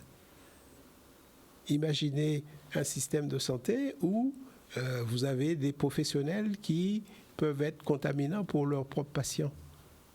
Je veux dire, pour moi, ça me semble aller de soi qu'il faut que les professionnels se fassent vacciner. Et comme vous l'a dit le professeur Roger tout à l'heure aussi, c'est que, oui, très curieusement, il y a beaucoup de professionnels qui nous ont dit, oui, quand ce sera obligatoire, je le ferai. Donc, voilà ce que je peux dire. C'est obligatoire. Pour les professionnels de santé, oui. Oui. Bien, c'est la place aux téléspectateurs. Bonsoir, votre question. Allô, oui, bonsoir. J'aurais deux petites questions à poser, même peut-être trois, tiens. Je voudrais savoir, en fait, vous avez communiqué dernièrement en disant que 75% des personnels soignants donc n'étaient pas vaccinés et qu'il y avait 25% des médecins qui ne l'étaient pas non plus. Donc on comprend la pédagogie peut-être sur les personnels soignants, mais pourquoi finalement les médecins sont à 25% à refuser ce vaccin? Ensuite, on a les données de l'ANSM qui sont sorties dernièrement sur la pharmacovigilance des vaccins. Et notamment, je me suis intéressé plus à l'étude sur les enfants, parce que pour les 12-18 ans, visiblement, il y a pas mal d'effets secondaires quand même assez graves. On parle de péricardite, on parle de myocardite. Pour des enfants de 16-18 ans, voire moins, ça peut être compliqué, surtout qu'ils n'étaient pas susceptibles de développer apparemment au début, de développer des formes graves ou de même attraper le Covid tout court. Donc on aimerait bien comprendre, en particulier, pourquoi il y a autant d'acharnement, de détermination pour vacciner des enfants avec finalement cette injection qui leur donne des effets secondaires. Je vous conseille d'aller voir effectivement les données de la NSM, le dernier rapport qui est sorti. Et c'est pas très encourageant. Il y a les enfants, mais il y a aussi les femmes enceintes. Il y a des résultats qui sont pas top. Et on a aussi au niveau des menstruations des filles. Donc j'aimerais bien savoir donc pour les 25% des médecins au CHU ce qu'ils en pensent, pourquoi ils se font pas vacciner en fait. et savoir pourquoi cette campagne à destination des enfants particulièrement et des femmes enceintes, sachant tous les effets secondaires que ça entraîne. Et une petite question pour la haute, parce que j'ai pas très bien compris aussi, c'est sur la virulence des variants, parce qu'au national, ils ont dit que les variants, plus il y en a finalement qui émergent, moins ils sont virulents, et on comprend pas pourquoi effectivement le Delta en Guadeloupe, c'est là où il a été le plus virulent, alors que dans le monde, finalement, il n'était pas si grave que ça. Et je parle pas d'effet de vaccination, hein. Je parle d'effet de Covid, parce que vous avez tendance à toujours nous expliquer par rapport à la vaccination, mais moi je veux savoir pour la virulence, on a un virologue là, moi je voudrais savoir pour la virulence du Delta, est-ce qu'il était plus méchant ou pas? Parce que vaccin, oui, je veux bien, mais il faut savoir s'il y a plus de symptômes ou si c'était plus grave ou pas. Merci beaucoup. Merci. Je vais laisser le professeur Roger répondre parce que je pense que sa réponse sera longue parce qu'il y a beaucoup de questions qui relèvent du médecin. Juste répondre sur la couverture vaccinale des professionnels du CHU. Quand j'ai pris la parole, c'était le taux, c'était la couverture vaccinale au 15 septembre. Donc effectivement, c'était assez curieux de voir qu'on avait 75% des médecins vaccinés, 75% du personnel non médical non vacciné. Là, aujourd'hui, nous sommes plutôt aux alentours de 70% de personnel non médical non vacciné. 70%, pas 75%, parce qu'entre-temps, on reçoit les éléments de preuve, soit de la vaccination, d'un schéma vaccinal complet, soit d'une première dose, soit d'un certificat de rétablissement. Donc voilà, ça progresse très lentement, mais ça progresse trop lentement, j'ai envie de dire. Et pour les médecins, nous sommes plutôt aux alentours de 90%, parce qu'il y a beaucoup de médecins qui 90% de médecins vaccinés. Oui, au CHU. Oui. Entre-temps, ils se sont fait vacciner? Non, il y a beaucoup qui avaient oublié d'envoyer les éléments de preuve, donc il a fallu les appeler individuellement pour qu'ils les envoient. Donc voilà.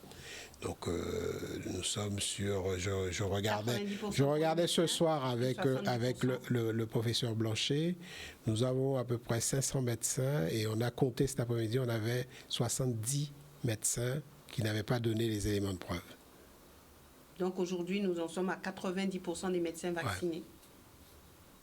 Ouais.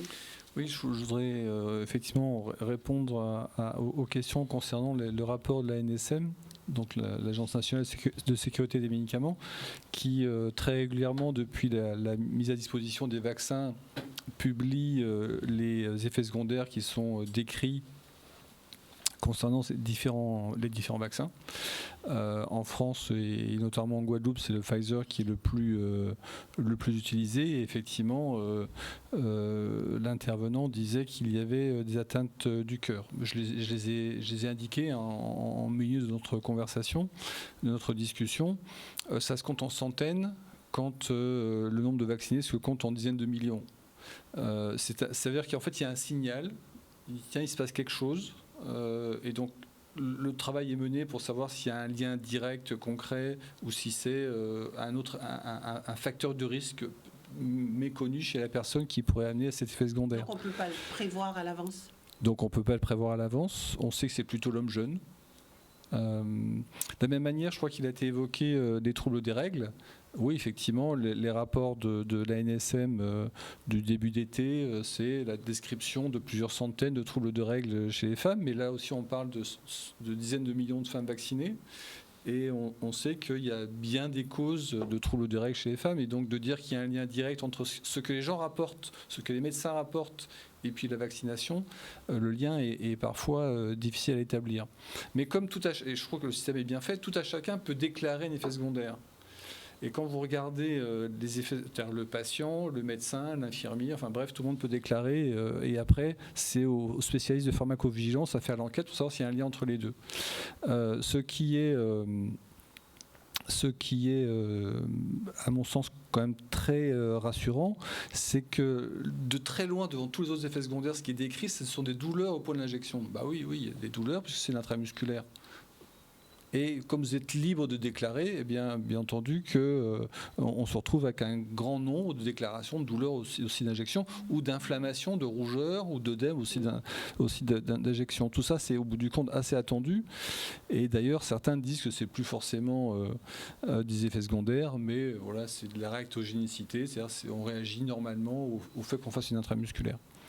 Voilà. Alors ça, c'était pour les effets secondaires des médicaments, enfin du médicament, du vaccin. De toute façon, c'est la même chose. On peut déclarer un effet secondaire d'un vaccin comme d'un médicament. Mais je voudrais revenir un peu en arrière sur la conversation à propos de certains s'opposent, et notamment les soignants. Mais j'ai envie de dire, vous êtes passé dans vos questions, dans votre appréciation, au bout du compte, sur vos questions, c'est une forme d'appréciation des choses, sur le risque qu'on fait courir aux patients. Si on est bien tous d'accord qu'on a observé des épidémies intrafamiliales où il y a eu plusieurs, 5, 6, 7 personnes de la même famille touchées, bien entendu que cette même personne peut contaminer sa famille, mais contaminer le malade. Comment on peut ne pas aimer son prochain au point d'être tranquille, je lui transmets le virus parce que je ne veux pas me faire vacciner. Moi, ça me paraît difficile à entendre ça. Alors, j'ai perdu mes parents. J'ai perdu mes grands-parents. Mais je crois que pour mon grand frère, il est vacciné, je le ferai. Pour mes patients, je le dois. Comme je le dois pour mon père, comme je le dois pour ma mère, comme je le dois pour mon frère, je le dois pour mon patient. Je ne l'aime pas. Qu'est-ce qu'il faut penser de ça? Je ne l'aime pas suffisamment, mon patient, je ne me protège pas, je ne le protège pas. Moi, ça m'étonne quand même tout ça. Et j'ai envie de dire, mais est-ce que on considère pas l'autre? Où est le problème? Où est le problème? Moi, je pense qu'il faut considérer l'autre comme tel. Il est à risque, je me protège, je le protège, je lui conseille de se faire vacciner.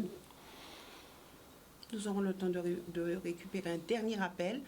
Par contre, concernant les enfants, la question aussi portait sur cela. Oui, alors oui, excusez-moi, il y avait ces questions-là aussi. La réactogénicité, c'est-à-dire le fait de faire une réaction inflammatoire aussi d'injection, dépend de la tonicité de l'immunité. Et les adultes jeunes, parce que je crois que l'intervenant citait essentiellement les adultes jeunes ou les adolescents, il est attendu d'avoir un peu plus d'effets secondaires locaux. Je crois que c'est un peu trop tôt pour savoir si la population pédiatrique est réellement à risque par rapport à l'adulte pour faire des effets secondaires graves du vaccin. Je crois que c'est trop tôt. Voilà, c'est ce que je répondrai. L'idée de vacciner les enfants, c'est clairement de diminuer le risque de circulation du virus et d'émergence de variants. Alors, oui, il y avait aussi une question sur la virulence. C'est deux choses différentes, la contagiosité et la virulence ou la pathogénicité, la capacité à donner la maladie. Alors, je crois que il faut se rendre compte que vous demandez très peu aux gens qui interviennent de citer leurs sources, notamment les scientifiques ou les médecins devraient être capables de citer leurs sources. On a tous des bases disponibles sur Internet où chacun peut aller et l'accès est bien entendu gratuit. Le défaut, entre guillemets, c'est que c'est souvent des bases de données qui sont anglaises et qu'il faut un tout petit peu parler l'anglais ou lire l'anglais pour comprendre. Mais éventuellement, on pourrait faire ça un jour, une traduction a cappella d'un article publié. Donc les données scientifiques sont disponibles gratuitement pour tout le monde. Et il est clair que le bénéfice pour l'individu et pour la population est bien supérieur aux inconvénients des effets secondaires. Il est clair que le vaccin est efficace contre les variants, mais un peu moins contre le variant Delta. Et donc il est clairement établi qu'il y a une plus grande capacité de contagiosité parce qu'on en produit plus du variant Delta comparativement aux souches initiales. Et les travaux sont en cours pour savoir s'il est réellement aussi plus pathogène, c'est-à-dire plus dangereux. Mais quand on regarde le nombre de cas pédiatriques et le nombre de cas d'adultes jeunes, on a envie de dire quand partit en première vague, le variant Delta est également non seulement plus contagieux, mais plus dangereux. Et tout à chacun, enfin, j'imagine que les épidémiologistes et les spécialistes de la vaccination, s'ils veulent étendre la vaccination sur l'ensemble de la population, c'est surtout parce qu'on ne veut pas voir sortir un variant qui ferait ce qu'il fait chez le sujet âgé, chez l'enfant. Parce que si on a ça, excusez-moi Dieu, là c'est la vraie catastrophe. C'est-à-dire que nos enfants, qui pour l'instant sont épargnés, auraient le même risque qu'un sujet âgé. Ce serait horrible. Nous partons une dernière fois du côté du téléphone. Bonsoir, votre question, s'il vous plaît. Allez-y. Allô? Oui, bonsoir, madame. Oui, bonsoir. Alors, ce côté-là, j'ai 4 questions pour vous. Avez-vous... Oui, alors, la première, quelle sera l'injection faite aux enfants? Est-ce le Pfizer? Est-ce le Pfizer-BioNTech? Ça, c'est la première question. La deuxième question, que deviennent les personnes qui ont été rapatriées sur la métropole? Parce qu'on n'en parle pas du tout. La troisième question, parlez-nous des AVC. Pourquoi y a-t-il autant d'AVC, autant de personnes qui décèdent à leur domicile? Et la quatrième question qui est la fatale, avez-vous bonne conscience aujourd'hui par rapport à toute cette crise qui a été mal gérée et qui a fait tant de décès? Comment vivez-vous? Je ne sais pas comment vous dormez par rapport à ça. Parce qu'en quelque part, il y a une forte négligence de votre part. Pourquoi n'avez-vous pas mis en place des structures pour accompagner les malades, pour les accueillir tels que l'hôpital médical, l'hôpital militaire avec des lits de réanimation? Merci, madame. Merci. Donc, 4 questions. Alors, est-ce que... donc, quelle sera l'injection faite aux enfants? Ce serait plutôt à vous. C'est du Pfizer. Le Pfizer. D'accord. Qu'en est-il des personnes qui ont été emmenées sur la métropole pour être soignées? Ah bah j'imagine que quand ils seront guéris, ils seront rapatriés. Enfin, je ne sais pas si le terme rapatrié est bien, mais ils feront le voyage retour. Oui. Ils se portent plus ou moins bien maintenant? Alors, j'ai pas de données, très sincèrement, quantitatives ou qualitatives. Il y a eu, je crois, 4 ou 5 décès. Parmi? Ça de mémoire. Oui, il y a eu une 60aine de personnes évassanées vers l'Hexagone. Il y a eu 4 ou 5 décès. Il y en a qui ont déjà quitté l'hôpital, qui sont encore de l'Hexagone. Il y en avait combien au total? Une 60aine. 60. 60aine. Et donc, voilà, c'est une opération qui nous a permis de... alors, on a transféré des patients qui avaient encore besoin de réanimation, mais qui allaient, j'ai envie de dire, plutôt mieux, pour pouvoir prendre des patients plus graves. Parce que au plus fort de la crise, jusqu'à 3e semaine d'août, nous étions dans une situation telle qu'on avait beaucoup de patients qui relevaient de la réanimation et qui n'étaient pas forcément en réanimation. C'est la raison pour laquelle sur le territoire, tout le monde a ouvert des lits de réa. Nous sommes passés de 22 lits de réanimation à 56. La polyclinique qui n'a pas en temps normal de lit de réanimation, on a ouvert 12, enfin pouvait monter jusqu'à 20, mais monter jusqu'à 12. Le CHBT qui en temps normal a 5 lits de réanimation est monté à 28. Bon.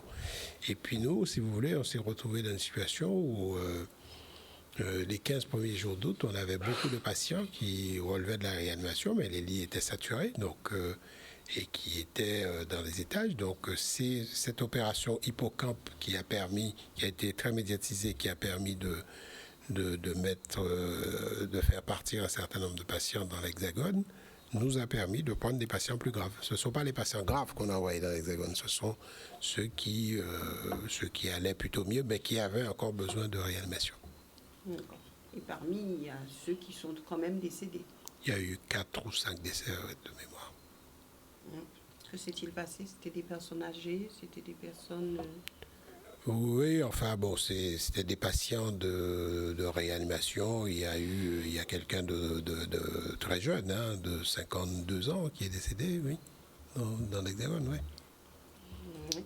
Vous savez, parmi les 296 décès, on a eu, là aussi je vous dis ça de mémoire, mais c'est les chiffres, je suis à peu près sûr de ce que j'avance, 73 décès de patients qui avaient entre 22 et 60 ans.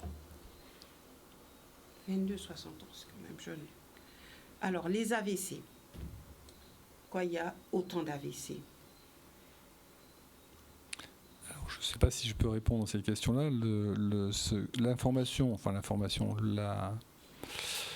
La notion qu'on a, moi que j'ai, c'est des morts à domicile.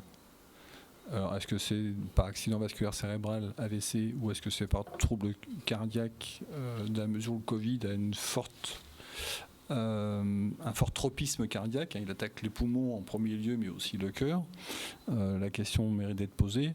Et puis, M. Cotelon l'a évoqué, c'est que quand on s'occupe de l'urgence des patients Covid, eh bien, il y a un certain nombre de soins qui sont un peu mis de côté, ou des patients qui ne viennent pas alors qu'ils devraient venir, et peut-être qu'il y a des pathologies cardiaques ou cardiovasculaires qui ont voulu de leur propre compte, indépendamment du Covid, et qui, les patients restant à domicile, eh bien, ça a mal évolué. Pour avoir eu quelques discussions avec nos autorités de tutelle sur le territoire, il est question d'enquêter sur ces décès à domicile pour savoir, entre guillemets, autant que possible, qui a fait quoi. Mais là encore, je l'ai un peu évoqué dans le début de notre entretien, la méfiance que vous avez évoquée, issue des réseaux sociaux, à mon sens, ne reposant sur rien. Certes, les locaux ne sont pas toujours très jolis, mais la question, c'est l'âme qu'on y met, hein, l'envie qu'on y met dans le métier de médecin et nos organisations.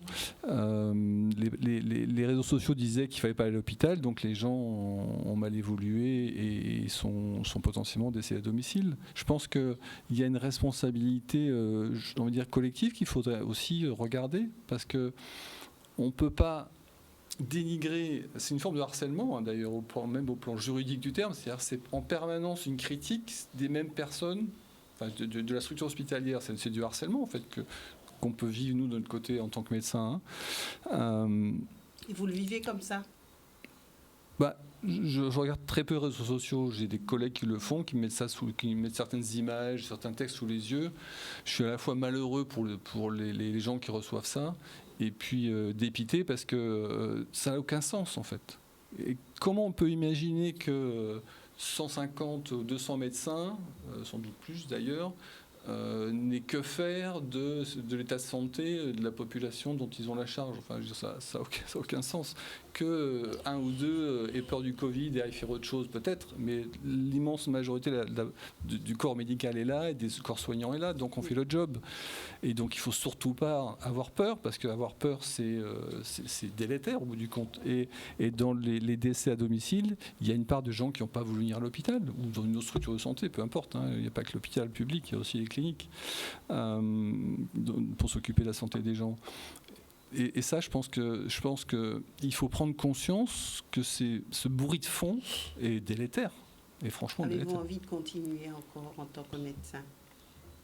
Oui, c'est pas ça qui. On a tous été agressés, hein, verbalement dans les services quand ça se passe mal. On a aussi des mots écrits ou des expressions, enfin des conversations. On ne cherche pas le remerciement, mais parfois il est venu et ça fait bien plaisir aussi. Notre job, ça a été dit dans un texte communiqué par la présidente CME, enfin la commission médicale d'établissement. Notre job, c'est d'amener les gens à la guérison et qu'ils reprennent leur vie de tous les jours. Hein. Ça n'a pas de sens de penser qu'on a été négligent. On a fait ce qu'on a pu au regard de la vague qui a été monstrueuse. Mais négligent, non, je ne crois pas. Dans la difficulté, oui. Oui.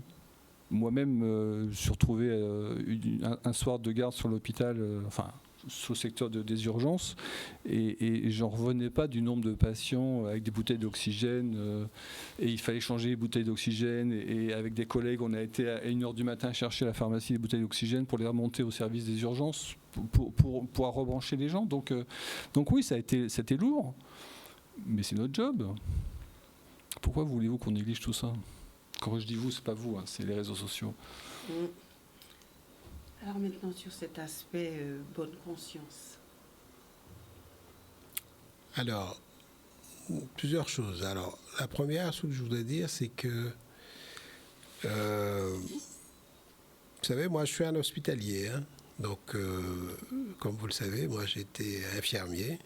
Je suis un soignant. Je pense avoir gardé l'éthique soignante et que moi, je ne me satisfais jamais de personnes qui décèdent à l'hôpital. Même si les décès sont inévitables, ça fait partie de la vie. Maintenant, les gens meurent à l'hôpital. Hein, donc, c'est comme ça. On a médicalisé la mort, j'ai envie de dire. Mais quand vous êtes dans une situation de catastrophe, vous essayez de sauver le maximum de gens. Et je pense que, oui, on a fait tout ce qu'on pouvait faire avec les moyens que l'on avait pour pouvoir sauver le maximum de gens. Donc, vis-à-vis de ma conscience, je suis tranquille, même si je ne me satisfais pas d'avoir eu autant de morts à l'hôpital. Et nous avons été, c'est vrai, débordés. D'ailleurs, j'ai autorisé la presse à montrer que notre chambre mortuaire, notre morgue était débordée. J'ai dû louer un conteneur frigorifique pour y mettre des corps parce qu'on était dépassé par le nombre de morts, et je l'ai fait en conscience là aussi, parce que ceux qui se disaient sur les réseaux sociaux, voire même j'ai entendu un leader syndical dire sur les médias nationaux qu'il ne se passait rien au CHU, parce que quelqu'un est passé dans le couloir, a filmé couloir vide, oui. Mais si vous allez en réanimation, vous direz qu'il ne se passe rien. Parce que les patients sont dans des box, ils sont sous machine, ils sont pris en charge. Donc si vous filmez le couloir, oui, il ne se passe rien. Parce qu'on sait ce qu'on a à faire, tout est réglé, voilà. Donc pour revenir sur le sujet, la question que posait votre téléspectatrice, c'est est-ce que j'étais tranquille avec tout ça ? Est-ce que vous arriviez à dormir la nuit ? Enfin, ce n'est pas le sujet, mon sommeil, ça me regarde. Le sujet, c'est est-ce que je suis, comment dirais-je, tranquille avec ma conscience et ma conscience de professionnel hospitalier. Oui, je suis tranquille avec ma conscience. Mais je suis prêt à répondre. Encore une fois, je peux me tromper. Hein. Comme je vous l'ai dit, j'ai pris une décision concernant la vaccination des professionnels. Peut-être que je me trompe. Ce n'est pas ce qu'il fallait faire.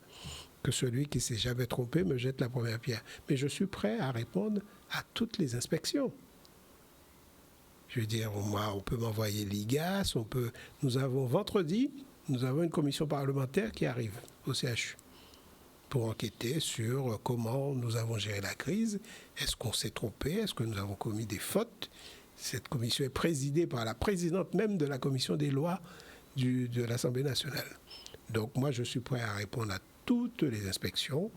Il y a une plainte qui a été déposée, comme vous le savez, par l'UGTG contre X pour mauvaise gestion de la crise. Ben voilà, si j'ai mal géré, je n'ai pas fait mon travail correctement, mais j'y répondrai. Moi, j'ai pas de problème avec ça.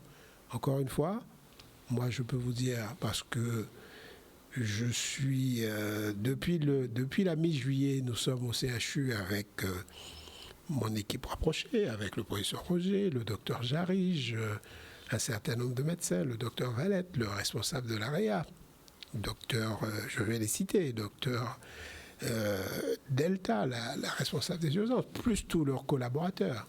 Nous sommes au CHU tous les jours, samedi, dimanche compris.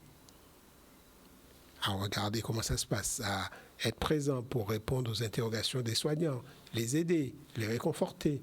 Le professeur Roger vous a dit à 1h du matin, il est allé lui-même à la pharmacie chercher des obus oxygène. Bon, on a fait tout ce qu'on pouvait faire, tout ce qu'on était en capacité de faire pour venir en aide à la population. Mais, je veux dire, quand vous êtes dans des situations de catastrophe, Eh bien oui, forcément, oui, il y a des morts. Il y a eu des morts, il y a eu des gens qui, je vous ai dit, c'est à peu près 2000 patients hospitalisés. Il y a eu 300 morts, d'accord. On peut dire qu'il y a 1700 qui s'en sortent, d'accord.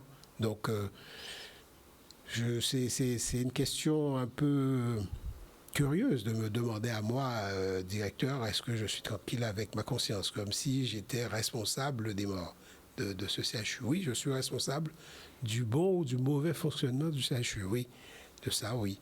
Mais que voulez-vous? Ce que je souhaite, et là, si vous permettez, je m'adresser à la population de la Guadeloupe, c'est de dire que nous avons la chance d'avoir une réponse à cette infection Covid. La réponse, c'est la prévention. La façon de se prémunir de ça, c'est de se faire vacciner. Encore une fois, je ne suis pas médecin, mais je regarde ce qui se passe. Comme je vous l'ai dit, 296 morts, je ne parle que du CHU, 279 de non-vaccinés. D'accord? Donc c'est une crise Covid de personnes non vaccinées. On a suffisamment de doses sur le territoire pour vacciner toute la population guadeloupéenne. Il est encore temps d'éviter cette 5e vague. Donc je le redis, notamment pour toutes les personnes. Moi j'étais très triste de voir, quand je me baladais, de voir autant de personnes âgées dans des états de détresse respiratoire parce qu'elles n'ont pas été vaccinées. Et quand vous discutez avec ces personnes âgées, quand elles le pouvaient, c'est pas qu'elles étaient contre la vaccination, mais elles baignaient dans un environnement familial où les enfants, les petits-enfants étaient contre la vaccination. Et donc n'ont pas protégé leurs parents ou leurs grands-parents. Donc, les personnes âgées, les personnes atteintes de comorbidité. Quand on dit comorbidité, on pense que c'est des gens qui sont très malades, c'est de la catastrophe. Non, juste du surpoids. Je vous ai dit, j'ai perdu une cousine de 22 ans qui était en surpoids. D'accord? Du surpoids, du diabète, de l'hypertension, insuffisants rénaux. Allez vous faire vacciner pour vous protéger. Alors, juste quelques questions avant de terminer, puisque l'heure est déjà avancée. Alors, j'aurais une question pour vous d'abord. Il y a encore beaucoup à apprendre de ce virus, notamment des variants à venir. Alors, beaucoup à apprendre. Oui, il y a quelque chose qui nous manque fondamentalement, c'est un vrai antiviral, ce qu'on appellerait un antiviral à action directe. Il y en a au moins un qui est pas loin de sortir, on va dire, du temps de la recherche pour passer dans la pratique clinique. Sans doute s'il tient ses promesses, il devrait nous aider à traiter les gens. Donc oui, il y a à apprendre encore sur ce virus. Et puis, bien entendu, la surveillance virologique sur l'émergence de variants est fondamentale, à la fois pour la contagiosité, à la fois pour l'efficacité des vaccins. Et puis pour nous faire comprendre effectivement comment le virus agit sur le corps, parce que tout n'est pas très très clair, objectivement.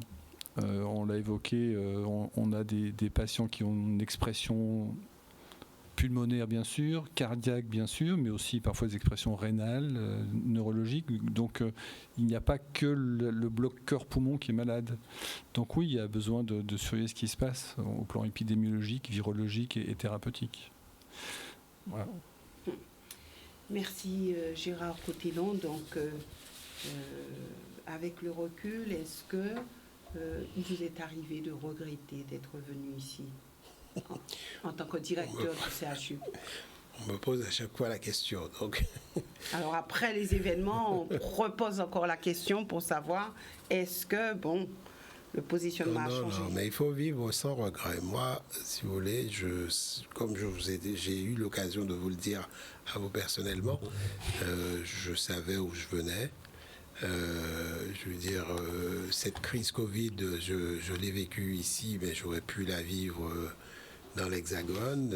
Ça aurait été tout aussi difficile. Hein. Vous ne croyez pas que mes collègues à Paris n'ont pas souffert de cette crise Covid. Hein. Je suis en relation avec mes collègues de la paix. Ils ont morflé, hein, si je peux me permettre cette expression, comme nous. Peut-être moins que nous, parce qu'ils ont des hôpitaux peut-être avec plus de moyens, plus j'ai envie de dire, plus de mieux organisé et mieux accueillant, entre guillemets. Mais non, moi je regrette rien. Moi je fais ce qu'il y a à faire. Moi, le temps de me poser les questions arrivera bien un jour. Je suis plus très loin de la retraite et je me poserai toutes les questions qu'il faut à ce moment-là. Pour l'instant, je fais mon boulot et je ne suis pas rassurant, mais le jour... Vous n'avez pas l'intention de jeter l'éponge. Vous n'avez pas l'intention de partir, vous avez l'intention de poursuivre. Non, pourquoi jeter l'éponge? Je veux dire, il y a tant à faire. Je veux dire, je ne vais pas jeter l'éponge. Encore une fois, je vous dis, moi, j'occupe un poste qui est à la merci de celui qui m'a nommé. Hein. Donc, j'ai été nommé, je peux être retiré de mes fonctions du jour au lendemain. Ce n'est pas un problème. C'est la règle du jeu. Je le savais avant d'accepter de venir ici. Merci, messieurs, d'être venus sur ce plateau. Je sais qu'il y avait encore beaucoup d'appels. L'heure qui nous était impartie a été largement dépassée. Donc, je pense que vous aurez l'occasion une prochaine fois de poser vos questions. Et puis, j'espère que cette émission a pu quand même répondre à quelques-unes qui étaient encore en suspens. Je vous remercie de nous avoir suivis. Merci aussi à vous, messieurs, d'être venus sur ce plateau. Nous nous retrouvons demain pour l'émission Que les choses soient dites. Excellente soirée à tous.